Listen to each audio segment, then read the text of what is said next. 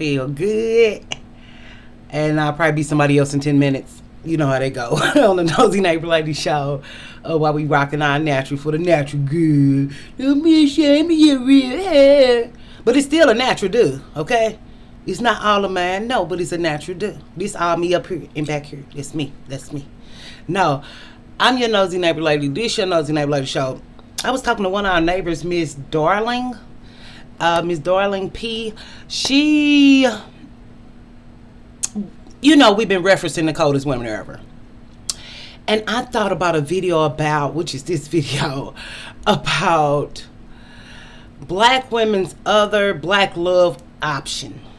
When I was talking to you all, and we was talking on one of my videos, I can't remember which one, and we talked about, I mentioned Tracy, and Miss Darling Pink was like, oh my God, I remember Fly Girl and Tracy. And black women come from a time when we were young teenagers and we would swap books and read a lot of books. When y'all men wasn't reading, I mean, sorry, I couldn't resist. But we used to swap books and read a lot of erotica or ghetto hood stories or hood wives and queen pen, drug pen relationships. And I thought about, you know how a lot of y'all want to get married? I thought about how I did, which I totally forgot. Once you kind of realize that things ain't going no way you planned and stuff ain't nothing what it is, you just keep on moving and forget. But did I have an idea that maybe I would meet some type of kingpin or some type of dealer of substances who would free me from the hood, or we would go on to live a better life? Oh, that's on here. I hate when I do that. Or free me to live a better life, or come save me and see my value and stop being in the streets and invest in a car wash or invest in a laundromat and we'll build together. I didn't think about marriage still, but through those books, that was another black love dynamic that black women thought was possible. And I didn't think about it till we was talking about it and thinking about Eric Jerome Dickey, which I read like all of his books with the cartoons on it. When he started getting into real people, he just got way too sex all the time, and it didn't really have no storylines. Of course it had a storyline, but it was just like Pound Town, we visit Pound Town. And I think too, I was outgrowing that genre of books. I was outgrowing it, and me and my kids would go to the library and I would get books and I started reading more biographies and more just real stuff. Even that's how I read Is Marriage for White People. It was way before I ever got on here. That was probably like in when I lived in that house from 2013 to 17. So it was within that time that I read that book. And just to see the power of it now and how I already, and not that I adapted the lifestyle. I didn't know it was real. But I knew it was real because it was nonfiction. I did not think of it as you all helped me think of things. As you all, you know, and us defining black womanhood, learning from one another and other black women content creators, and thinking about Tracy and from Fly Girl and finding her Vincent. And I think her next movie was For the Love of Money. Her next book was For the Love of Money.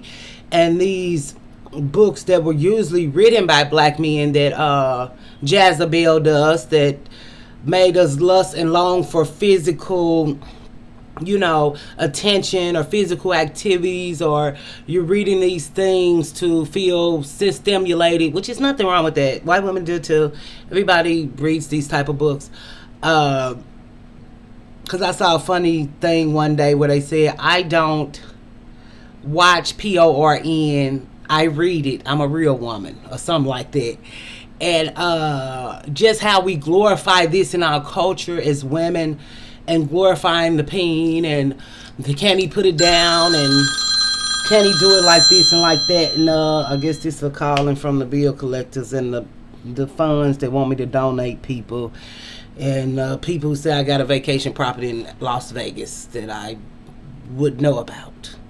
Very aggravating. But thinking about what? Friends and Lovers.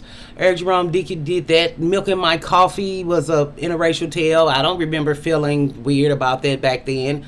You know, Just Say No was Omar Tyree. That was a really good read.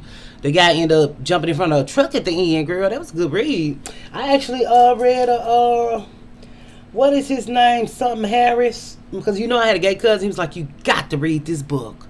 by Harris. No, I didn't read his book. I read a book that was about a LGBTQ black man in football, and it was such a great book, and just the love and joy of reading. And even like I got my little book on my page. It's not a play for you all to buy it, but it's a good book. It's a good read, but it is a erotica of some sort. Just being a young woman and exploring your womanly wiles and your intercourse nature, since we can't say sex, like, you know what I'm saying, it's just like, but sisters, cheaters. I was a huge Eric Jerome Dickey fan, but then when we think about Zane, I think I read Jealous by Zane. Was it Jealous? No, it was Addicted. I read Addicted by her, and I read Heat Seekers by her. But just all the other stuff and Skyscraper and all that you saw girls reading. I didn't read a lot of Zane because she was a little too pound town. Like, I want to caress. I don't want a pound town. I want a mood, not a pound town. You know what I'm saying? But just thinking about how women saw black men's value as sex, you know what I'm saying? And how we glorified these things, or thinking that a man, even with the Hood Wife trilogies or something, it was Hood Wife or something. I never got to read it. I always wanted to, but I never got it. And like I say, by then I had kind of outgrown it. But just thinking about those books and what did those books do to our perception of black love and what we thought for ourselves, or what we thought we can achieve, or the glamorizing of queen pins or wives versus side chicks in, you know, substance interactions and all those type of things. I don't know how I would say that without, you know, I gotta say it. But just thinking about how did that influence our thoughts on love. You know what I'm saying? Even with me feeling like men cheat, and if I get a guy, with my life say, I don't know if guys was cheating on me, the guys who, when I was in relationships, or like I'm the best person, or, but I never gave nobody 5 and 10 years of my life either, though. So that's also another dynamic. Like, kind of when stuff went away, yeah, I was out the door. Call it jet packing, jet setting, and jetting the out of there. But I do kind of feel like that's another black women love story that is not talked about here. You know, my guy's pushing weight, and he loves me, and he keeps me in the finest things. And I think a woman in me did think that was possible for my life. But then I realized I really wasn't a ratchet, because I was never good at 304 culture. And even we did a 304 phase video, and I just was never good with that. Even when I started going clubbing and met guys with money or got offers and things to do things, that's why it always just still kind of baffled me that y'all don't know is some stuff just come with a certain lifestyle. Some lifestyles just come with some stuff that you might not really want that life. And I never really wanted stuff that bad. I just wanted to go home and go to school and take care of my children and party and have a good time, and go home and take care of my children, go to school and go to work. And I'm glad I picked that life for my sanity, for my, you know, those women go through a lot of things, just period. You know, and just seeing stuff in my real life, you know, I don't talk about everything I've seen here. It just come up when it come to my memory, or if it relates to something. But I think that Queen Pen love story, whether you're the main or the side, was black women's other black love story that's not marriage.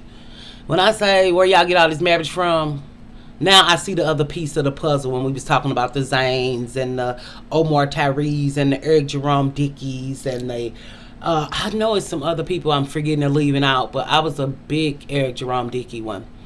I think he did the other woman, but I didn't get to read that. This girl, I was over it by then. I think my senior year, I was at work. I had to work. But it's just like, I just think that's a black love story that people are leaving out. And even with men saying, oh, I don't work, I push work. You know, I push work. And when in reality, they just like going back to the penitentiary, and they really don't even work, and they don't make even money. Even now, growing up in the 90s, that is the, you know, the crack era, and when people actually did make money off of selling this and selling that. And now we live in a time people don't make no money off of that. And we know that black men are horrible with their money, but people don't make money off of that. They usually have a real job too. And the people who make money, it ain't them. So, you know what I'm saying? So it's just like when you're growing up and seeing these things and people idolizing these things, you're like, oh, his truck, oh, his rims. And then when you actually get older and you see how really they're a user too. And you see how, oh, he just had it for a time. Now it's somebody else's time and now they booming. And they don't like him. And he's not on the, you know, I grew up in the hood. My mom still lives on the trap block. She owns her house, but, you know, you just see these things all your life and think that even when I was younger, you know, being a 20-year-old fly girl, being offered things or this or that, and knowing I just didn't want that life because, for one, I wasn't raised like that. For two, I just wasn't about that life like that. My one kid, like I said, I messed with criminals. My kid's dad was a criminal. My one kid dad, he was a pusher. But up all night, up all day, gotta take pills to stay up. I did not know he was on pills like that. And like I say, pills was just a regular thing back in the day. It wasn't something that you saw fentanyl coming. It wasn't like that. It wasn't something where you knew your family or friend was being different, but you didn't know why. You couldn't pinpoint it.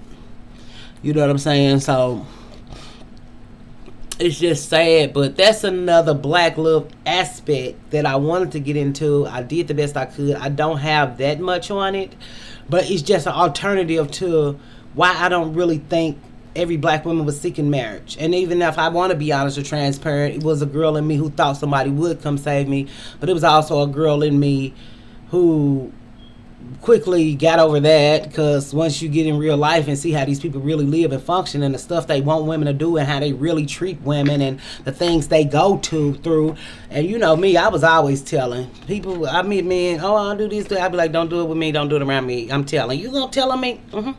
Yeah. I'm not going down for nobody. Why would I do that? I'm not a down AB. I was never a ride or die. Confessions. Like, but I'm waiting on this water. But it's just like, whoa. And how did those books make us perceive black love? And how we allow men to be criminals, how we celebrate criminality, how we love criminals. I just really appreciate. Yeah, I'm not tipping them. They messed up my order too many times. Tip's over. I'm sorry. But I'm wondering, should we get some glasses for that solar eclipse? I think it's on the 8th. So what's the 8th? Next week? If I got time, if I make an order before then, I might. And will they arrive on time? But anyway, like this video if you can. And I just thought it was so interesting, right? Ain't that interesting, though, to think about? That's why I'm y'all innovative creative. And I want y'all to be innovative and creative, because if you trust yourself and love yourself and believe in yourself and do more self-care and acknowledge your feelings and get away from people who don't acknowledge your feelings, who don't acknowledge your experiences, you'll find yourself. Because then you will be a better version of yourself. And where is it taking you? Nobody knows. But if you keep investing and working on yourself, you're going to do things better. You're going to get better. You're going to make more money. You're going to require more from people. You're going to require more for yourself. You're going to hold yourself up to a higher standard. Which even when I'm at work, it's just like, girl, what is wrong with you? You need discipline, girl. You done did all this job hopping, and for what and for why? And you somewhere that you actually kind of like, why? Because we want it all. And I know I'm kind of spoiled. I'm on my way out of highway, people. Am I going to say I'm going to try to shake it? I would be lying. I don't think that's what's ruining my life. I don't think that's what's making me mess up. I'm finna get these papers and fill out these papers. Because I said I was doing it today, because this is about my business day. But I'm glad you joined me. Always good to see you. And just stay beautiful and smart. And I do want another Black Women channel video. I do. Do y'all? I don't know. I want one. I want one. I'm feeling coming on. So, stay beautiful, innovative, creative, and I will definitely see you later. Gave you some good stuff to chew on, right? Right? Bye.